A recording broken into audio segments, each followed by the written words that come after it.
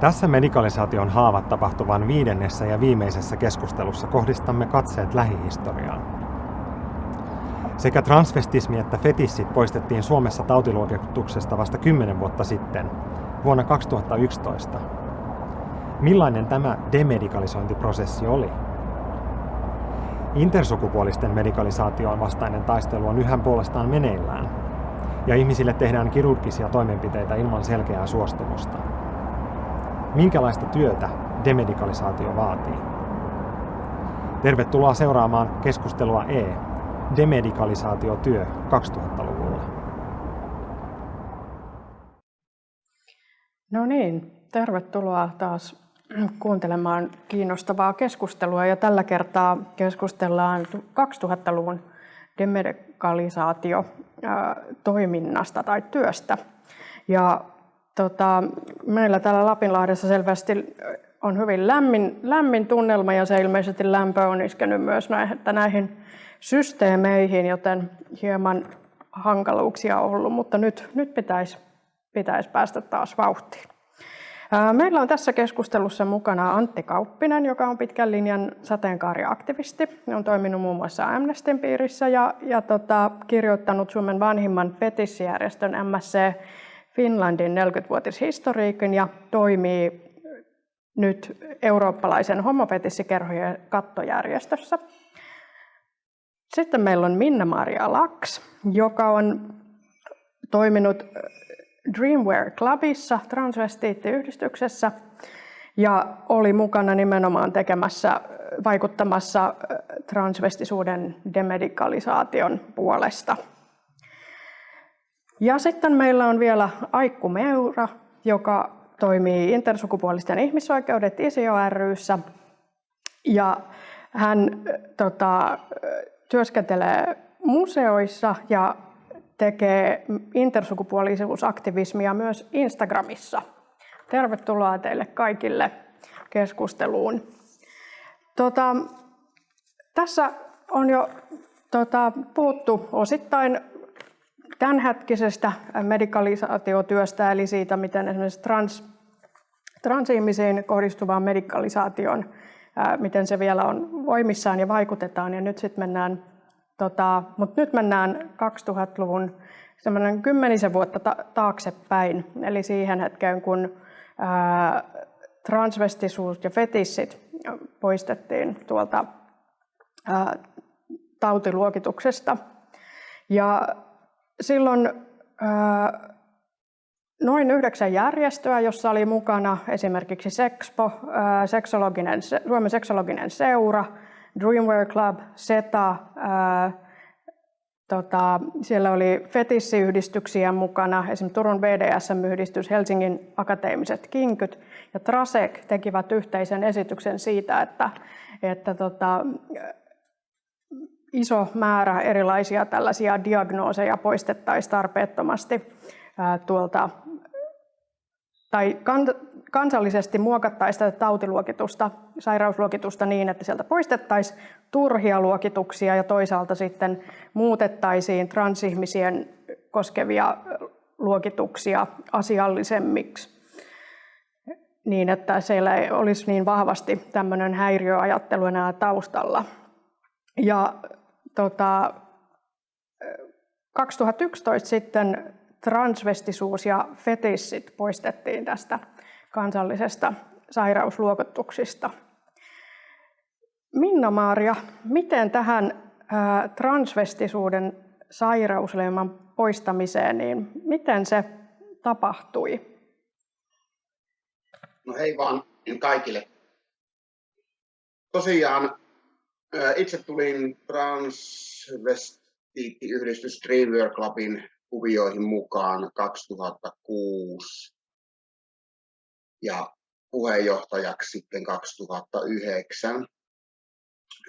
Olin tutustunut tietysti näihin lainsäädäntöihin ja tämän tyyppisiin vähän eri puolilla maailmaa. Se mikä ihmetytti niin oli se, että Tanskassa oli tämmöinen kansallinen poikkeama tästä ICD-10 tautiluokituskuviosta, joka noin muutoin on täysin kansainvälinen. Ja muistaakseni otin yhteyttä silloin sitten THL:ään jossa sitten todettiin, että tämmöiset kansalliset poikkeamat ei ole niin kuin tämmöisiä, sanotaan, suositeltavia. No, se tilanne jatkui sillä lailla, että sitten läksin miettimään, että mistä kautta tämä narukerän, se narun pää löytyy, ja jos tänä päivänä koronan kanssa tuskaillaan, että kuka tekee päätöksiä ja missä järjestyksessä, niin samanlainen tunne oli varmasti silloinkin, että mistään ei tahtonut niin sitä päätä löytyä. Että olin yhteydessä muun muassa poliitikkoihin, kävin eduskunnassakin jutustelemassa muutamien poliitikkojen kanssa. Otin yhteyttä silloiseen vastuuministeriin Paula Risikkoon ja tein tämmöisen esityksen, että tästä pitäisi ruveta pääsemään eroon, ja sieltä tuli aika tyly vastaus. No minä vastasin sitten siihen, että no okei, että jos tämä halutaan säilyttää sairautena, niin kyllä me halutaan sitten 2 tonnia vuodessa Kela-korvauksia vaatteiden ostamiseen.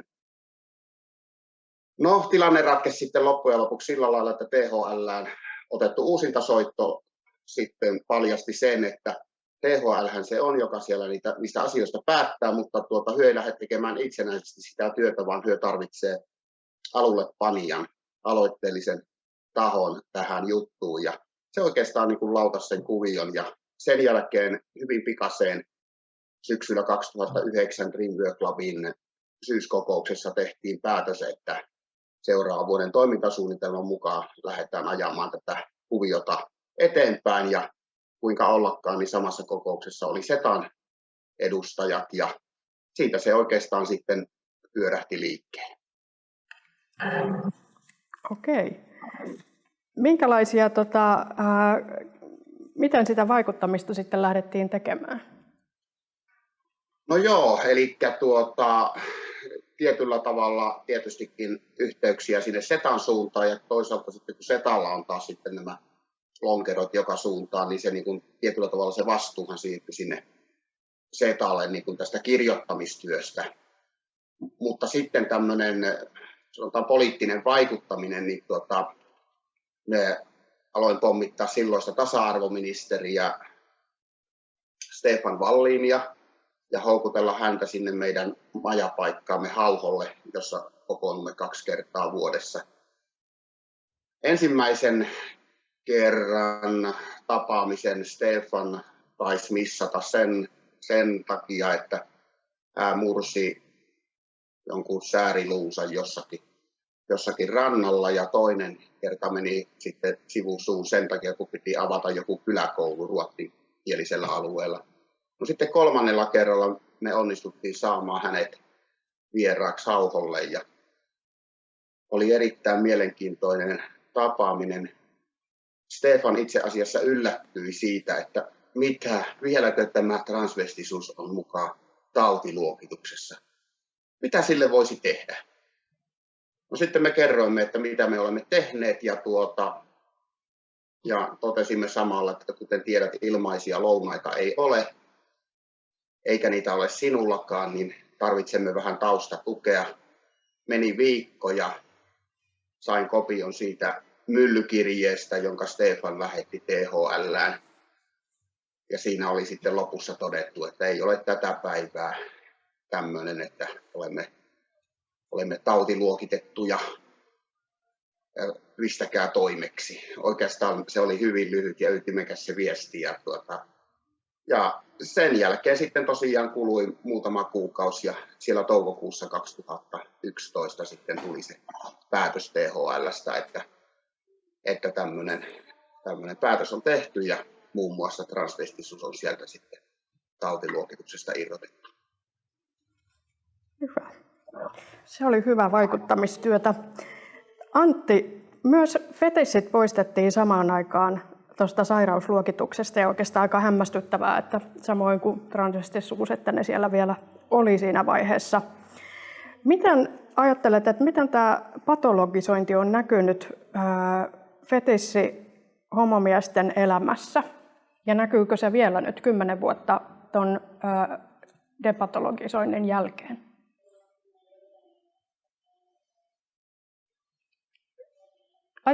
Onko mikrofoni päällä?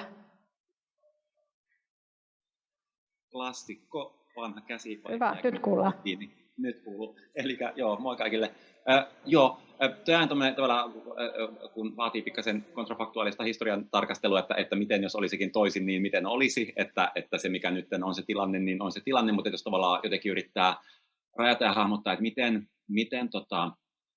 mitä fetissiyden tai SM tai muun medikalisaatio, niin tavallaan mitkä on semmoisia pitkiä lankoja, niin esimerkiksi aina, kun tulee tämä Pride-kuukausi, ruvetaan käymään tämmöisiä niin kuin marssikeskusteluja ja muita, niin niiden yhteydessä edelleen ja hyvinkin valveutuneillakin tahoilla ja Facebook-ryhmissä niin nousee semmoinen ajatus, että ei tuommoisia saa näkyä ja että se on sairaus. Että tavallaan sen ulostulon, vaikka tuntuu, että kukaan ei tiedä, että edes se on ollut niin pitkään tautiluokituksessa, niin silti sen tavallaan taudin leima jatkuu kauhean pitkään.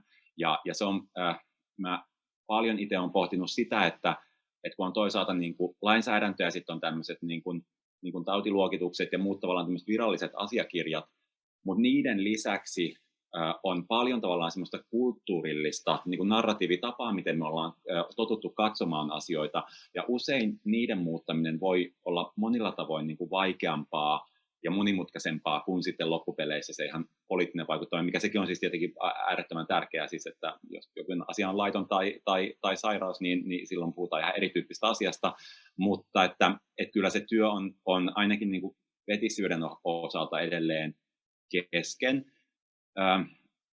Mä sitten tietenkin mietin, meillä on Suomessa sekä siunauksena että kirauksena tuossa on toi Tom of Finland-ilmiö, niin kun se silloin, se on muutaman kerran niin kuin tavan vangioseksuaalien keskuudessa noussut semmoiseksi ilonaiheeksi, niin joka kerta sitten niin kuin tavallaan fettariporukoita pyritään approprioimaan ja se aiheuttaa semmoista niin kuin entistä enemmän vähemmistöstressiä, ja se sijoittui, tämä toinen tuleminen ja koko tämä Tom of Finland-elokuva ja muuta, ja niiden tietenkin ne tuotantoajat on tosi pitkiä, niin ne kaikki prosessit alkoi aika suoraan sen demedikalisaation jälkeen, eli jotain siinä ajassa, siinä niin kuin viime vuosikymmenen taitteessa, niin on ollut sellaista, jolloin on ehkä mentaalisesti avauduttu, mutta myös silleen taas uudelleen tietynlainen fettariestetiikka on tullut esille, mutta se on sitten taas ehkä isompikin semmoinen taidehistoriallinen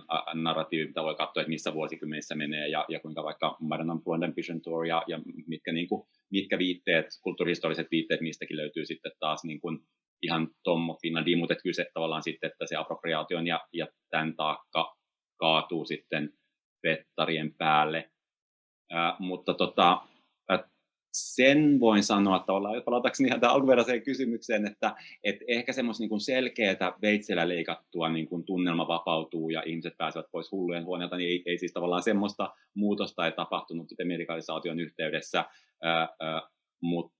mutta kyllä, ja siis on paljon myös fettariporukoissa sisällä, jotka ei tiennyt, että me oltiin sairausluokituksessa, mutta että selkeästi jotain semmoisia. Esimerkiksi yksi konkreettinen asia on ihan sana fetissi, niin semmoiset 20 vuotta mua ennen skeneen tulleet tyypit niin kokee sen puhtaasti negatiivisena sairauteen viittavana sanana, ja sitten taas 2000-luvun myötä skeneen tulleet tyypit puhuu itsestään fettareina, eli tavallaan se on myös ounattu se sana, ja sitten on tavallaan tullut semmoinen identiteetin väline, eikä suinkaan semmoinen niin kuin asia, jolla meitä tuomitaan. Tällainen vastaus. Kiitos. Tässä on, kun puhutaan homomiesten fetishisyydestä, niin siinä on tietenkin huomioitava, että on tavallaan niin kuin ensin ollut kriminalisaatio, joka on koskettanut homoja yleisesti. Sitten on ollut homoseksuaalisuuden sairausleima ja sen jälkeen on vielä ollut fetisistiin liittyvä patologisointi. Siinä on vielä ollut monta estettä ja vaikuttaa sitten meidän yhteiskunnassa vielä tänäänkin näkymättömyytenä ja sellaisena ehkä hiljaisuutena. Aikku, mitä medikalisaatio tarkoittaa intersukupuolisille tänä päivänä? No siis, tervehdys ensinnäkin täältä helteisestä Helsingistä, sanotaan alkajaiseksi. Intersukupuolisuus ja medikalisaatio yhdistelmänä vahvasti sidoksissa toisiinsa, koska se on nimenomaan lääketieteen tahot, lääkärit, ketkä yleensä niin kuin määrittää, toteaa, ketkä on intersukupuolisia.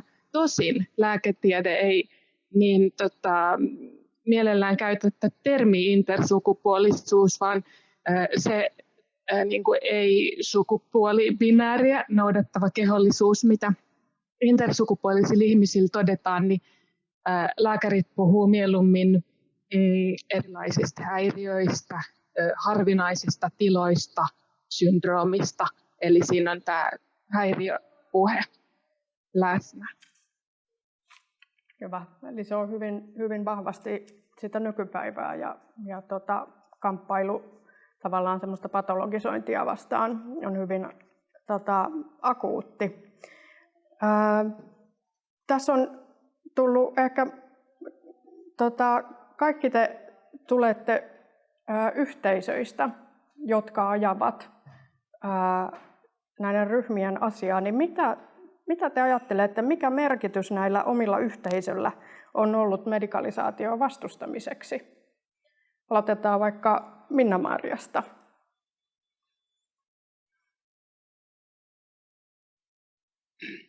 Oikeastaan tuohon aika helppo vastata. Suomihan on yhdistystoiminnan luvattu maa ja kun edustaa jotain yhdistystä, niin saa samalla jonkunnäköisen luottamuksen sädekehän sinne ympärilleen.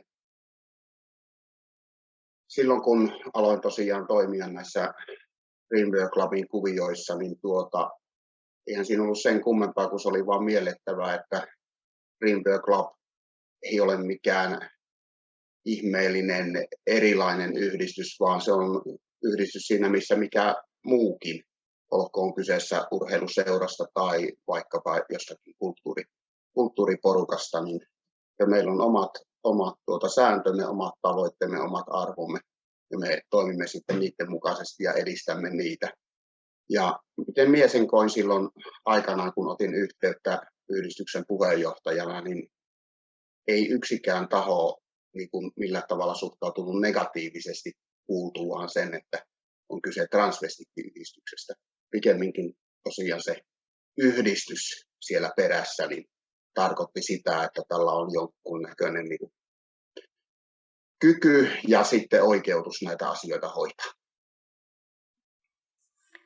Miten ajattelet, että minkälainen merkitys sillä on niille yksilöille, jotka on ollut mukana Greenpeace Clubin toiminnassa? No, varmasti se suurin merkitys tässä lienee se, että sieltä löytyy se vertaistuki. Ihminen ei enää koe olevansa yksi ja ainut tällä maapallolla tätä lajia. Ja semmoinen voimaannuttava vaikutus. No, tietyllä tavalla sitten myöskin on osa siinä porukassa tällaisia yhteiskunnallisia vaikuttajia noin muutenkin. Eli se on aika luonnollista sitten niin kuin toimia samalla tavalla myöskin tässä yhdistyksen piirissä. Ja sitten tosiaan niillä ehkä maan hiljaisemmilla, jotka ei taas tämmöisestä niin hirveästi välitä, niin tavallaan nämä toimijat sitten niin kuin antavat heille tämmöistä niin kuin selkänojaa sitten myöskin olla oma itsensä siinä porukassa. Ja kyllä minä tiedän, että kyllähän sitä meidän toimintaa seurattiin silloin sivusta ja varmasti seurataan nykyisin. Joo. Antti, miten sä kuvailisit sitä esimerkiksi MSC Finlandin kerhon merkitystä niille miehille, jotka on ollut mukana? Joo. Tuolla fettaripiirissä puhutaan paljon semmoista brotherhoodin käsitteestä, niin kuin veljeyden tunteesta. Ja itse kun nyt on siellä ECMC:ssä, siellä niin kuin Euroopan fettarikerhojen kattojärjestön sihteeristössä, niin jo ennen kuin meni noihin Euroopan tasoisiin juttuihin, jo sitä ennen se oli ja on aina ollut luoteeltaan kauhean globaalia, että se ehkä myös siitä, että piirit on niin pienet, niin se lähtökohta on ollut se, että tavallaan sen oman yhteisön etsiminen, niin se tapahtuu sitten, että jopa Helsinki voi olla liian pieni, no ei, meillä on Suomessa ihan hyvä toimiva kerhotoiminta, mutta sitten niin kuin Berliinit ja muut on sitten semmoisia, missä ihmiset paljon käy. Ehkä totta kai se niin kuin, ja varmana just tulee niin kuin sairausluokituksen ja rikollisuusajan puolesta, mutta tavallaan se niin kuin jaetun salaisuuden tai jaetun hyväksynnän, mitä ei muuten itselleen saa yhteisössä tai saa, mutta se on kauhean niin kuin semmoinen työ, ja ihmiset suhtautuu kauhean positiivisesti, kun ne ottaa yhteyttä vaikka MSC:n tai MSC ottaa yhteyttä ja pyytää niin kuin tapahtumatiloja ja muita. Ihmiset on tosi innoissaan, mutta se tulee semmoisen, että vaniljat ovat innoissaan kautta, eikä silleen, että kohdataan jotenkin silleen normaalina ihmisenä. Myös rakkaudella voi niin kuin, olla jotenkin raskautta, mutta kyllä se on se tavallaan se turvallisen tilan tarve on ihan hirveän valtava, mitä pienempiin tavallaan vähemmistöjen alaisiin vähemmistöihin mennään, ja se, että pystyt olemaan omana itsenäsi verrokkien seurassa tai sellaisten turvallisten ihmisten seurassa, jotka ei tule sinne jotenkin osoittelemaan ja kyselemään ja olemaan se, että oi, onpa makea, onko totta, niin silleen se on ihan valtavan tärkeää semmoiselle omalle psyykkiselle jaksamiselle. Ehkä niin, joo. Et ehkä just se turvallisen tilan käsite on semmoinen, mikä tulee eniten mieleen, kun ajattelee niitä jaettuja kerhokokemuksia ja muita. Joo. Aikku, mitä sä ajattelet, että minkälaiset on ne intersukupuolisten omat yhteisöt ja mikä merkitys niillä on esimerkiksi tämän medikalisaation ja ehkä ei-toivotun sellaisen vastustamisessa? Joo, jos mä mietin intersukupuolisten yhteisöjä ja yhteisöllisyyttä, niin siihen liittyy mun mielestä tietysti tällainen vertaiskokemus, se, että yleensä tapaa toisia ihmisiä, jotka on myös intersukupuolisia. Se on aika ällistyttävä fiilis, koska sitä ei niin kuin turhan usein tapahdu varmastikaan monelle meistä. Siihen liittyy omien oikeuksien ja oman tällaisen näkyvyyden vaatiminen. Jos miettii enemmän tästä niin kuin intersukupuolisuusaktivismia, niin siinä usein halutaan jotenkin tehdä itseä näkyväksi ja vaatia omia oikeuksia. Eli tällaisia asioita mä siihen liittäisin. Nyt mä vähän unohdin, mitä sä kysyit siitä, niin kuin medikalisaation kannalta. Niin, vastustamisessa. Joo. Mä muistan, että sä oot maininnut myös nämä tavallaan netissä olevat verkostot ja niiden merkityksen. Ja itsekin olet Instagram-aktivisti. Sanoisitko sä niistä muutaman sanan? Joo, kyllä vaan. Tyypillisesti niin kuin intersukupuoliseen kokemukseen on liittynyt käsitys, lääketieteen antama käsitys siitä, että kyseessä on jotain äärettömän harvinaista, etkä varmaan tule ikinä kohtaamaan toista samanlaista, niin kuin tämän tyyppinen puhe. Tämä liittyy pikkasen siihen niin kuin lääketieteelliseen, tällaiseen medikalistiseen määritelmään siitä, mitä intersukupuolisuus on, eli just se puhe harvinaisista häiriöistä. Ja tällainen aktivistinäkökulma intersukupuolisuuteen, niin se on sitten enemmän tällainen niin kuin sateenvarjotermi erilaisille niin kuin kehollisuuksille, mitkä ei ole ihan noudata tätä totuttua normaalina pidettyä sukupuolibinääriä. Ja se, mitä oikeuksia intersukupuoliset tosiaan vaatii, mä vielä sitä täsmennän, niin se liittyy tietysti siis keholliseen itsemääräämisoikeuteen.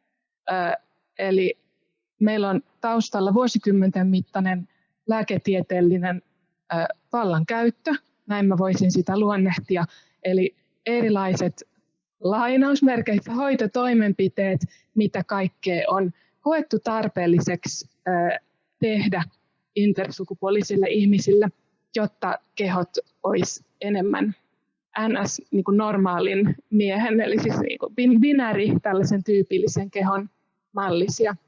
Ja ongelmahan siitä tulee silloin etenkin, kun näitä toimenpiteitä tehdään ilman, mitä mä sanon, informoitua suostumusta siitä, että mitä ollaan tekemässä ja minkä takia, silloin kun ne toimenpiteet on kosmeettisia. Eli nämä on ne asiat, mistä mä sanon, että 2000-luvun aikana näkyvissä määrin niin ollaan alettu pitämään ääntä. Varmasti sitä ennenkin ollaan puhuttu, mutta tämä internetviestintä ja nettiyhteisöllisyys on ihan uudella tavalla tuonut näkyväksi näitä kysymyksiä. ja intersukupuoliset ihmiset itse on niin kuin päässyt ääneen ja ottanut tilaa ja kertonut tästä. Joo. Miten täällä on transaktivistilta kysyin, että mikä on niin kuin heidän ajatus siitä, että mikä on sitä toivottua ja ei-toivottua, toisaalta ei-toivottua medikalisaatiota. Sä äsken kuvasit ehkä sitä ei-toivottua medikalisaatiota, mutta mitä sä sanoisit intersukupuolisesta ihmisestä, mikä on sellaista tarpeellista, tai mikä sun mielestä on sellaista, mikä tavallaan kuuluu sinne medikalisaation, lääketieteen, terveydenhuollon puolelle? Joo, mä pikkasen mietin tätä tässä tämän tilaisuuden, nyt mä en muista kenen puheenvuorossa tuli just esiin tämä tällainen niin kuin hyvä tai toivottu medikalisaatio, ja kysymys on pikkasen jotenkin mun näkökulmasta hurja, koska mun näkökulma intersukupuolisuusaktivistina on se, että lääketiede on nimenomaan se taho, joka ensinnäkin marginalisoi ja toisekseen rankaisee sellaisia kehoja, mitkä ei lähtökohtaisesti jotenkin sopeudu niihin normeihin, tällaisiin rakenteisiin, mitä niin kuin instituutio toivoo kehoilta. Mutta toki sitten, niin kuin, mä en tiedä, onko se nyt medikalisaatiota ihan ollenkaan, mutta tietysti siis niin kuin lähtökohtaisesti niin intersukupuoliset ei niin kuin vastusta lääketieteellisiä toimenpiteitä silloin, kun se on jotakin, mitä me halutaan itsellemme. Eli kyse on oikeudesta niin kuin itse, miten se sanotaan, niin kuin oikeudesta päättää omasta kehostaan, eli se päätäntävalta siihen, mitä ihmisen omille niin kuin sukupuolipiirteille kehossa, niin mitä niille tehdään. Eli se varmaan on sitä niin kuin jotenkin myönteinen lääketieteellinen väliintulo. Se, mitä ihminen itse haluaa. Joo. Tässä itse asiassa on paljon puhutaan nimenomaan siitä oikeudesta itsemäärittelyyn ja on se sitten kehon oma identiteetti, toisaalta se, että miten se omaa kehollisuutta määrittelee ja siihen liittyvä nimenomaan koskemattomuus myös on tärkeä. Mitä te ajattelisitte kaikki, ja mä ajattelen nyt ehkä nimenomaan tässä intersukupuolisia ja toisaalta fetissiyhteisöä siitä, että kun Antti nosti vielä esiin, että paljon ikään kuin on tehtävä, jotta tavallaan se kulttuurinen muutos tapahtuu, niin miten koko sateenkaariliike, sateenkaariyhteisöt voisi toimia paremmin, erityisesti esimerkiksi intersukupuolisten ihmisten patologisoinnin vastustamiseksi ja toisaalta sitten taas esimerkiksi fetisistien niin kuin esimerkiksi näkyvyyden vahvistamiseksi ja sitä kautta purkaa ehkä niitä leimoja, mitä on aiemmin yhdistetty. Antti. Joo. Ja voisi itse asiassa tuohon vielä edelliseen siihen myönteinen kielteinen medikalisaatio-ajatukseen, niin tietenkin siis kukaan tässä keskustelussa vastustaa länsimaista lääketiedettä a priori, että kyllähän niin kuin lääketieteessä tehdään mahtavia asioita, mutta niin kuin, ja meillä vaikka niin kuin, homoyhteisöön, nimenomaan sen tyyppiseen kansainväliseen homoyhteisöön, mitä fetissiyhteisö on, niin HIV iski tosi voimakkaasti ja ne on niin kuin ollut tosi isoja ja pitkiä traumeja. Se, että meillä on nyt toimivalla HIV-lääkityksellä ihminen pystyy elämään normaalin elämän, niin se on valtava lääketieteellinen hyppäys, joka on todella tärkeä niin kuin meidän yhteisölle, samoin kuin se, että kansallisestikin meillä on ilmainen HIV-lääkitys ja toisaalta nyt myös PrEP-lääkitys saadaan sitten niin kuin Kela ja muiden piiriin, että tämän tyyppisiä asioita meistä ei tietenkään kukaan vastusta, mutta se, että kun puhutaan niin kuin normista ja se, että ihminen hahmottaa se, että jos ihmisellä on flunssa tai ei ole flunssaa, niin se ei ole flunssaa on normi, mutta sitten kun puhutaan tämän tyyppistä asioista, mistä tässä nyt puhutaan, niin siinä se normin käsite onkin jo, ei ole niinkään niin kuin medikaalisesti todennettavissa sinänsä, vaan se liittyy enemmän niin kuin kulttuurisiin rakenteisiin ja siihen, mitä niin kuin uskonnollisista ja muista taustoista on tullut näitä käsitteitä, että sinänsä aika muuttuu ja hyvä niin. Ehkä yleisesti ottaen sitä, mitä voisi tehdä just tämän niin kuin fetissiyhteisön hyväksi, niin mä juuri itse asiassa kävin tuolla sateenkaarifoorumilla niin kuin Facebookin sivulla keskustelua aiheesta, ja siellä kyllä hyvin nopeasti lähtee se sairausvyörytys ja semmoinen niin kuin, ja perverssit, ja lapset ei saa nähdä. Ja sitten jotenkin se, että no miksi ne lapset ei saa nähdä ihmisten nahkavaatteissa kävelemään. Tai siis jotenkin, että okei, on liian kuuma kesäpäivä nahkavaatteisiin, okei, se voi olla ongelma Prideissa, mutta että mikä siinä niin kuin on.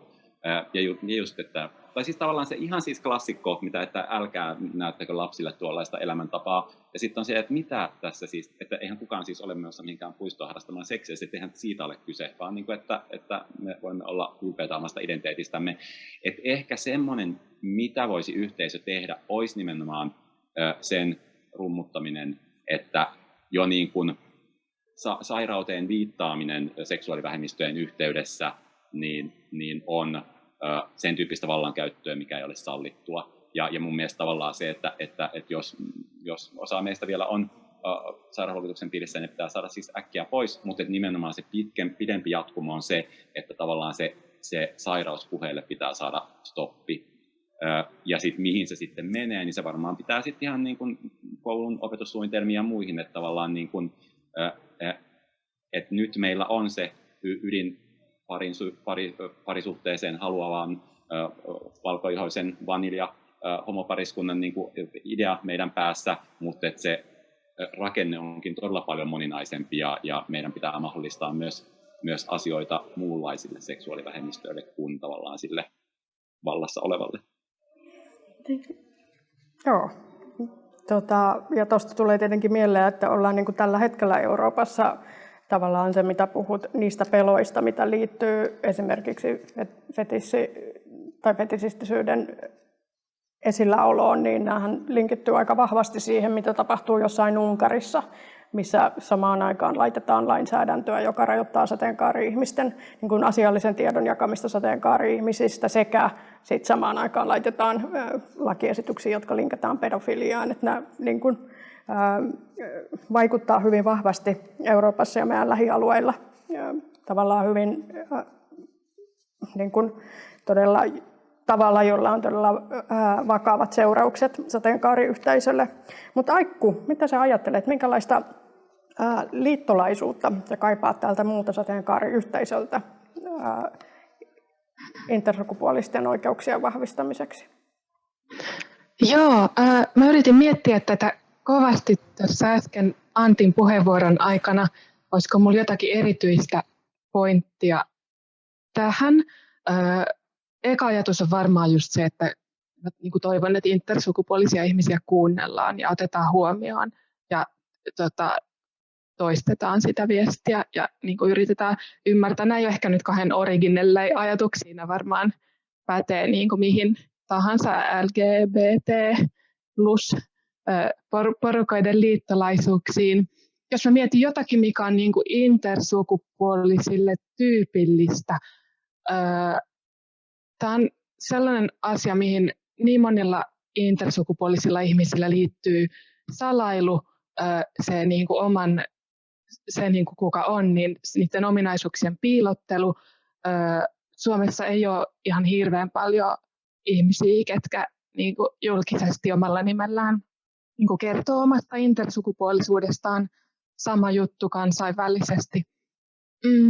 Tämä on kuitenkin muuttumassa mun nähdäkseni ihan tässä nyt 2000-luvun aikana, että mä tosiaan toivon, että tulee, ja siis varmasti tuleekin lisää ihmisiä, ketkä niin kuin kertoo itsestään ja siitä, mitä on. Ja mä en nyt ehkä ihan vastannut nyt Ertun kysymykseen. Ei mulla ole mitään kahden originellia reseptiä nyt hei tähän.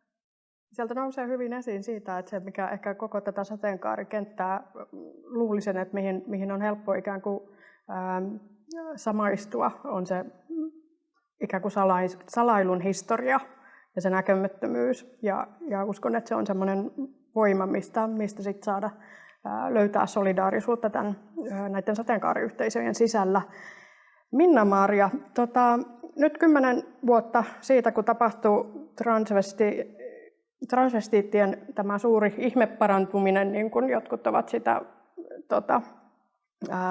transvestiittiyhteisöstäkin tuoneet esiin, niin mitä sä ajattelet, että mitä me voitaisiin, meillä on niin kuin ajatus, usein puhutaan siitä, että transvestiitit on itse asiassa niin kuin suurin seksuaalivähemmistöjen ryhmä, mutta kuitenkin he on usein vielä hyvin näkymättömiä julkisessa keskustelussa tai yhteiskunnallisessa keskustelussa tai heidän näkyvyys.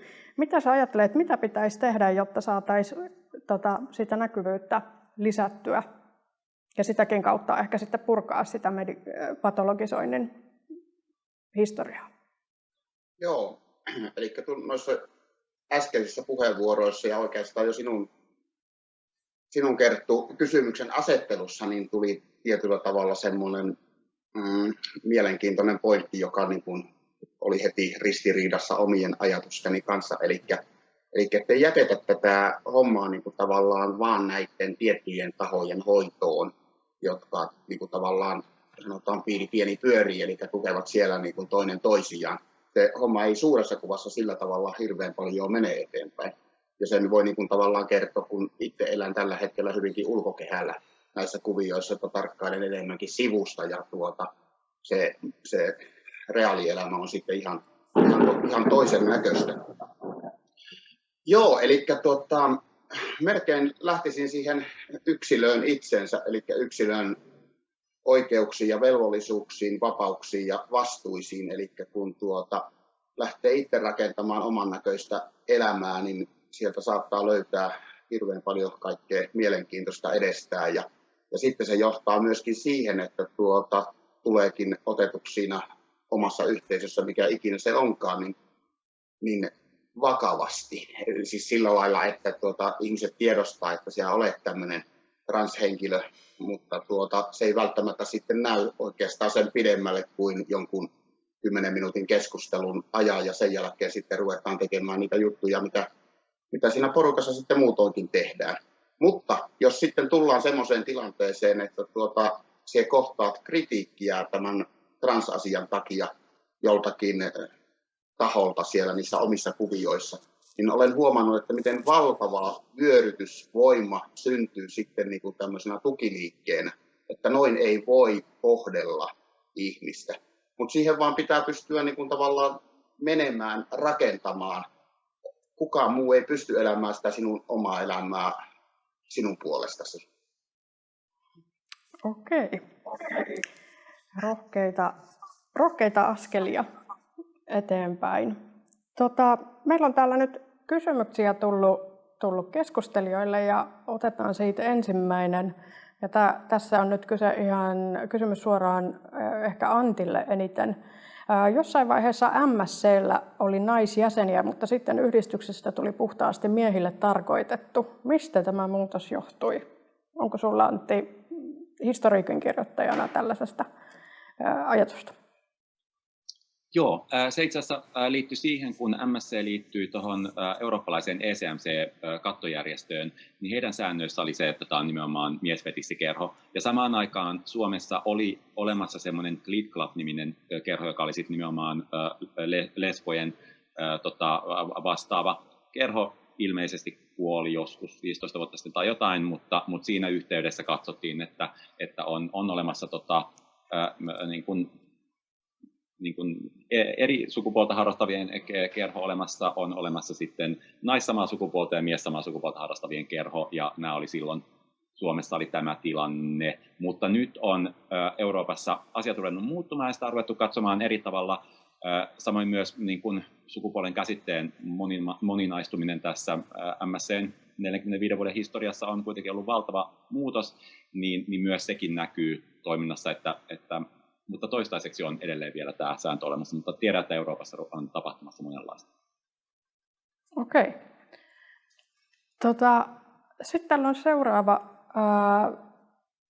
kysymys, koskee intersukupuolisten asemaa sateenkaariliikkeessä. Että kokevatko intersukupuoliset usein LGBT plus-yhteisön tai liikkeen itselleen kovin läheiseksi vai eivät? Aikko? No, mä sanoisin, käsitykseni on se, että jotkut kokee ja jotkut ei koe ja jotkut ei ehkä ole sit edes kauhean kiinnostuneita Eli intersukupuolisia ihmisiä on yksinkertaisesti niin monenlaisia, että osa ihmisistä ei ole niin kuin kiinnostunut koko tästä niin kuin ajatuksesta, että he kuuluisivat sukupuolivähemmistöön ja olisi jotenkin tässä niin kuin sateenkaariliikkeessä, vaan niin kuin mieluummin ajatellaan vaan, että olen ihan tavallinen mies tai nainen tai sen tyyppistä, että kaikille se asia ei ole niin kauhean relevantti. Mä haluan muistuttaa tästäkin asiasta.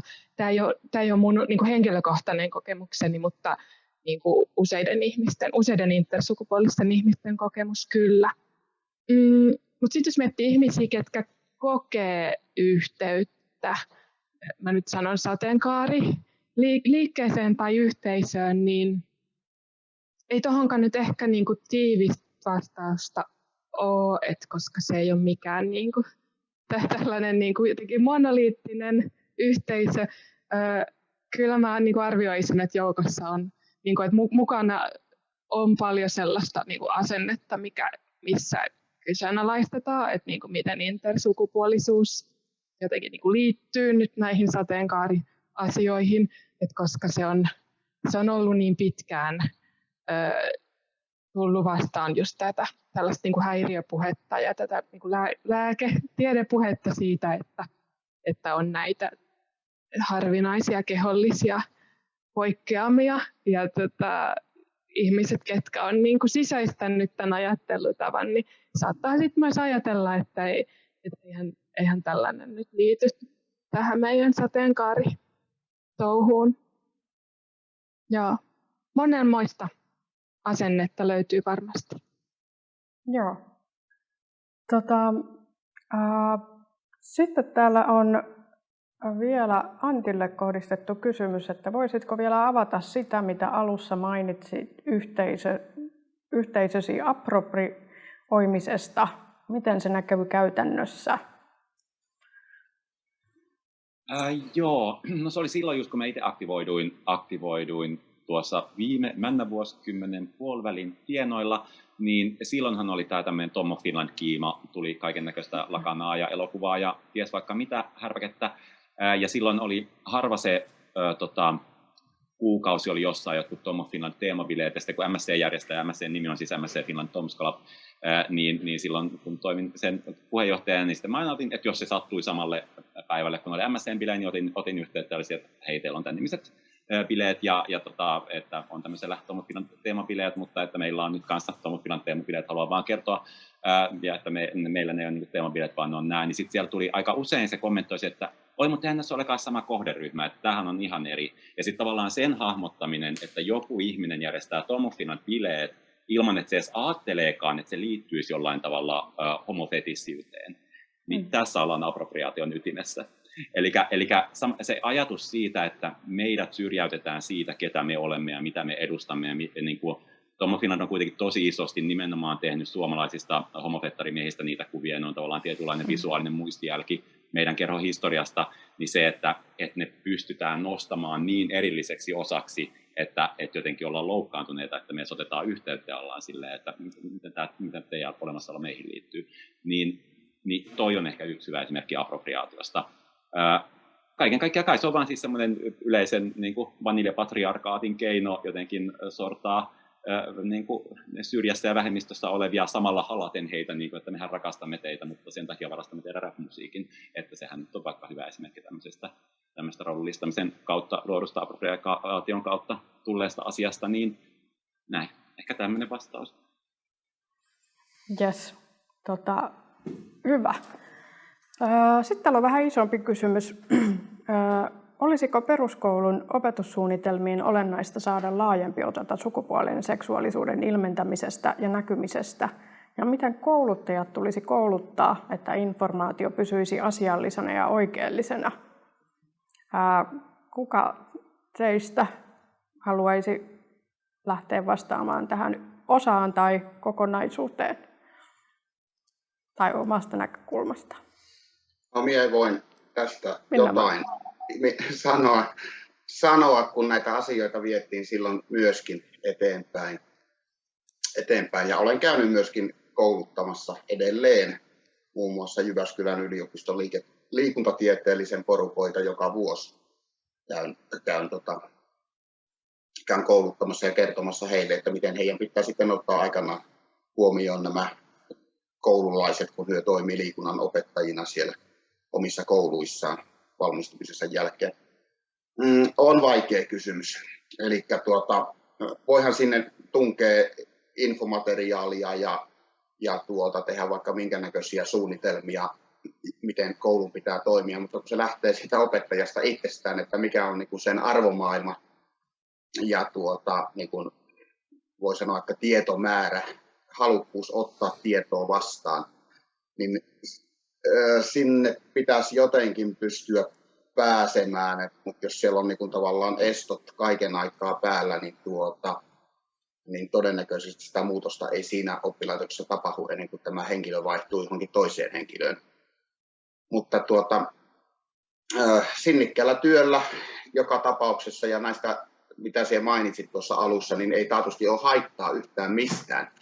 Mutta semmoisia pikapikatuloksia niin on varsin turha odottaa. Ja sitä kasvatustahan ei ole pelkästään kouluissa, vaan sit on myöskin siellä niissä porukoissa, joissa lapset liikkuu noin muutenkin. Eli kävivätpä he harrastamassa sitten mitä tahansa koulua ja ulkopuolella, niin sielläkin olisi semmoinen tietynlainen tietämys hyvä olla näistä asioista. Tämmöinen vastaus. Joo, kiitos. Olisiko Aikku tai Antti? Antti, ole hyvä. Nyt on mikkikin. Niinpä tietenkin. On siis arkitöissä yleisötyön parissa tuolla Helsingin taidemuseolla niin paljonkin on kouluprojekteja koulujen kanssa tehnyt työtä.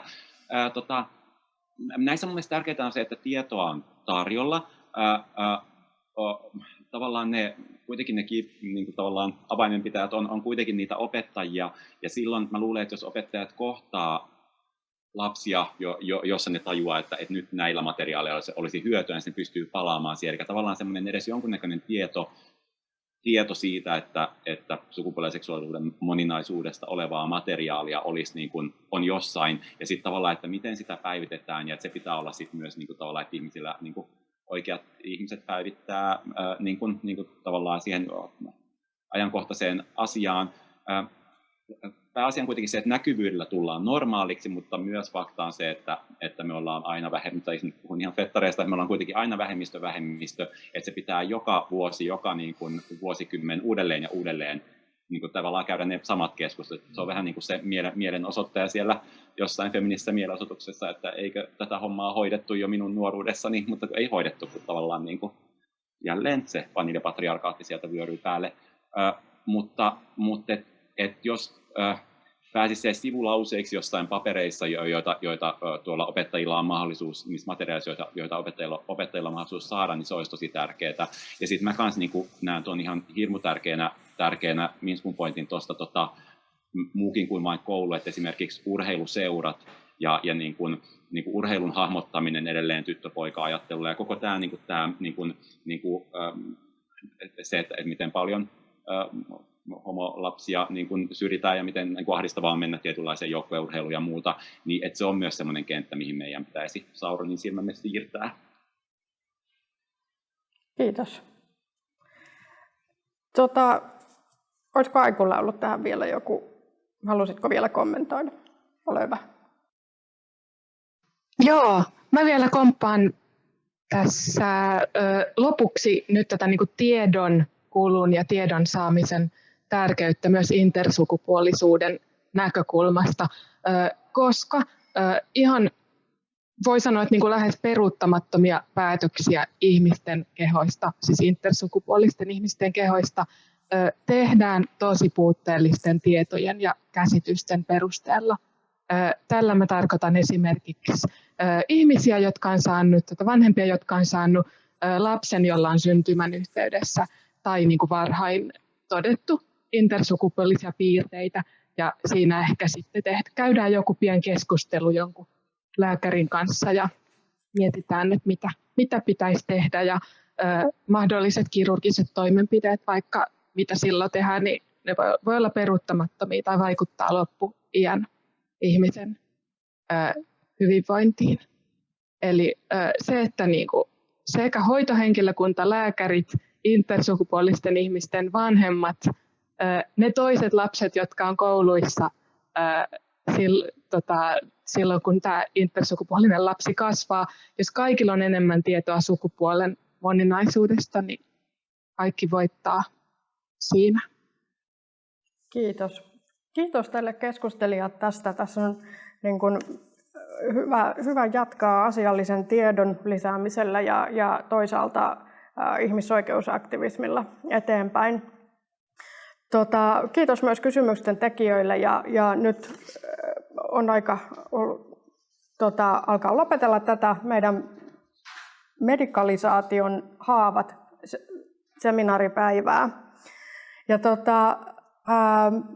tämän päivän aikana on ollut tarkoitus tarjoilla erilaisia näkökulmia medikalisaatioon, mitä se on ollut, mitä hyvää siinä on, mitä kielteistä, miten se on vaikuttanut sateenkaari-ihmisten elämään, miten se vielä vaikuttaa, mitä asioita siinä pitäisi muuttaa. Näkökulmia olisi monia ja myös ihmisiä, joihin tämä vaikuttaa vahvasti. On monenlaisia alaryhmiä myös tässä sateenkaarikentässä, joita ei nyt tämän päivän aikanakaan ole vielä saatu näkyväksi. Ajattelen esimerkiksi aseksuaaleja, joihin myös kohdistuu medikalisaatiota ja ehkä patologisointia osittain meidän yhteiskunnassamme.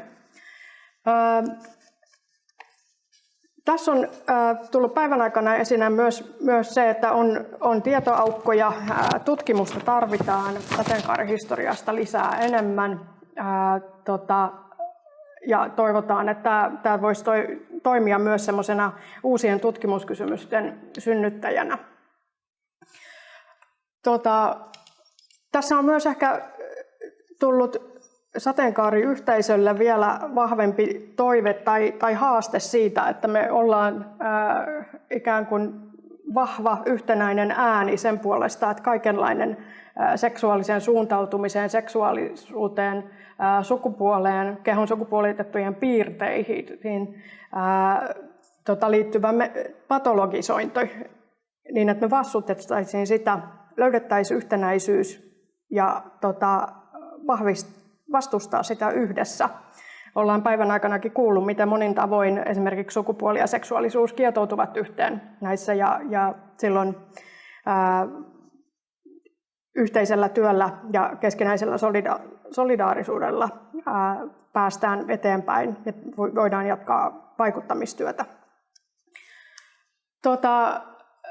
Seuraava tapahtuma sateenkaarihistorian ystävillä on marraskuussa, eli tulee historian vääryydet kakkosseminaari, joka tulee keskittymään sateenkaari-ihmisten kriminalisaatioon, eli homoseksuaalisten tekojen dekriminalisaatiosta on tänä vuonna 50 vuotta ja sitten keskitytään enemmän siihen kysymykseen. Olette kaikki lämpimästi tervetulleita myös sinne.